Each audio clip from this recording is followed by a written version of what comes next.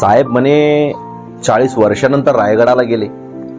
तर असं मी नाही म्हणत बरं का, असं माध्यमांवरती बोलल्या जातंय. आणि माध्यमांवरतीच काय, साहेब स्वतः बोलले की मी 40 वर्षानंतर रायगडावरती जातो. बरं मग एवढं रायगडावर एवढं लेट का आले? चला असो.